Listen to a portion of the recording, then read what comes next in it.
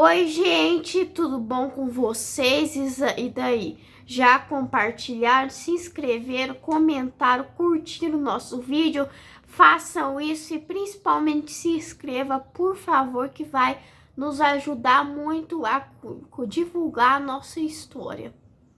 É isso aí, gente. E tô retornando aqui no quintal da minha casa, na minha área, para continuar contando a história da Letícia, né, filha? É isso aí. E agora, eu vou contar a última parte da história até agora, porque depois eu volto contando como que foi cada detalhe, para vocês saberem que eu tô contando de uma forma bem rápida.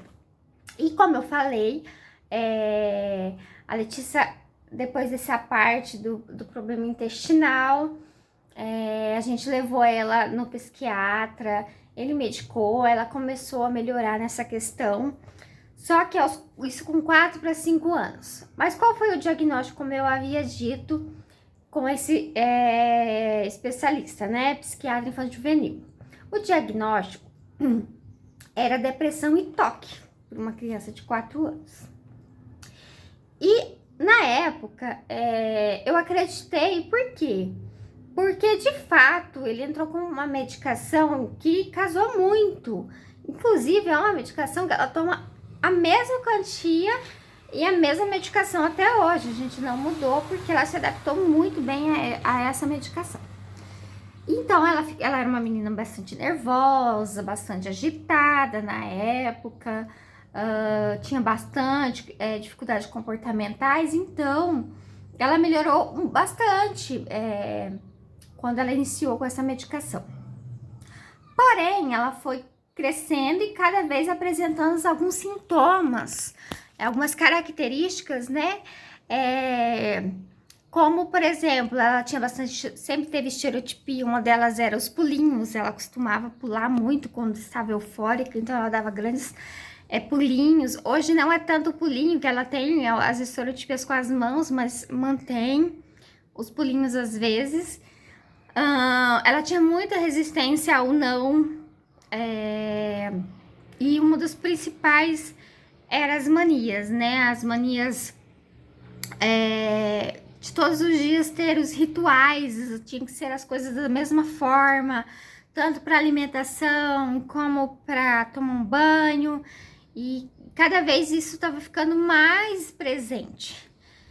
Então, isso era muito tido como pirraça, porque, por exemplo, se ela fosse tomar banho, não sei se eu já contei essa história, mas ela ia tomar banho, tinha que ser no ritmo, uma sequência para tirar roupa, e se quebrasse essa sequência, ela desandava, ela ficava num estado muito eufórico, e eu não conhecia o autismo, e ia até esse médico, falava que tinha alguma coisa errada, e uma das principais questões era que o deficiente visual, ele tem muito o contato com as mãos, né, para descobrir, né, o que ele não tem visão, às vezes ele busca contato.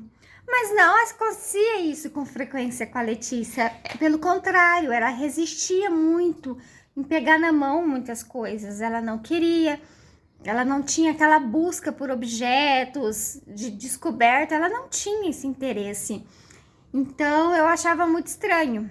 E começou muita questão de julgamento, porque eu não a incentivava, não motivava. E dentro do meu potencial, da minha capacidade e pouco conhecimento que eu tinha, eu tentava, mas ela resistia, ela ficava extremamente nervosa. Eu ia até o psiquiatra, falava o que tá acontecendo e eu ouvia que era coisa da minha cabeça, que ela não tinha nada, que ela era muito inteligente. Então eu comecei a ter muitos problemas com isso, porque, né, tinha alguma coisa errada, eu sempre dizia que tinha, mas basicamente não acreditavam em mim. E já com 9 para 10 anos, uma amiga que também tem uma filha autista falou para minha amiga, olha, pelos comportamentos da sua filha, ela parece muito com alguns comportamentos da minha.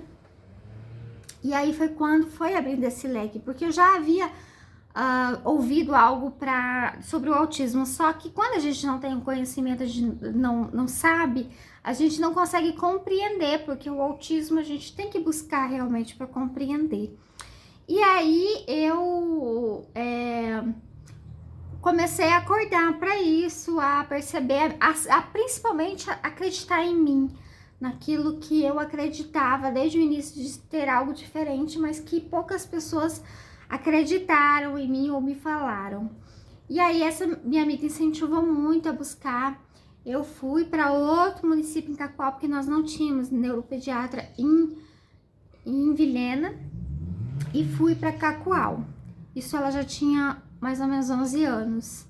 E só então começou o diagnóstico concreto.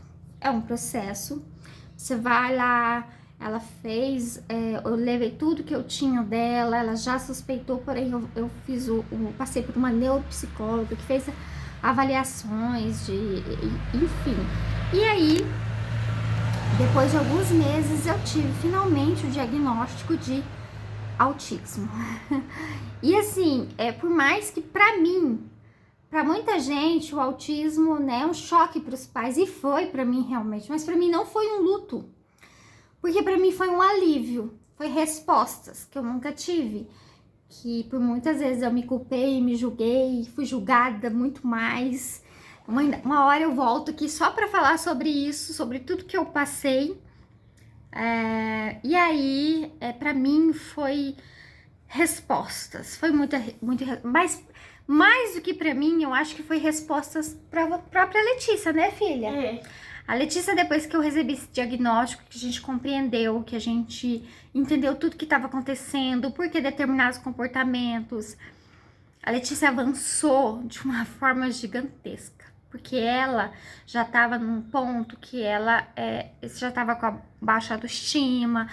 Por quê? Porque ela ouvia muitas coisas, e aí isso também estava mexendo com o potencial dela. Principalmente na área de desenvolvimento escolar, então ela se sentia incapaz, porque era cobrado, não dava respostas, enfim. E a partir disso, a Letícia desenvolveu muito também, porque ela se conheceu, ela se compreendeu, e eu a compreendi, e aí tudo fez sentido na nossa vida, sabe? A partir daí, as coisas começaram a fluir melhor. Graças a Deus, hoje eu entendo que apesar de não saber, de a gente errar muito no caminho, eu acho que eu fiz o melhor que eu pude e eu tenho resposta positiva com isso, porque hoje a Letícia é uma menina abençoada, que eu acredito que a gente fez certo mesmo não sabendo. Então, assim, eu sou muito grata. E é isso. Isso é um pouquinho da nossa história. Eu vou voltar aqui, vou falar sobre mais detalhes de cada processo, de como ela se sente, ela vai falar a partir de agora.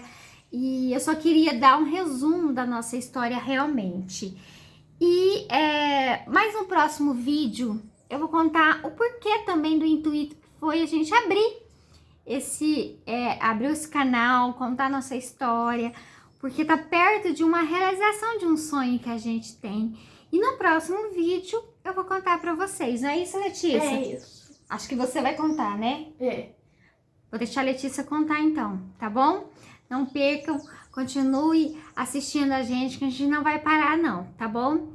Beijo, obrigado por quem já esteve conosco até aqui, tá bom? Continue com a gente, não é isso, Letícia? Obrigada, é isso. Tchau, tchau. Beijo.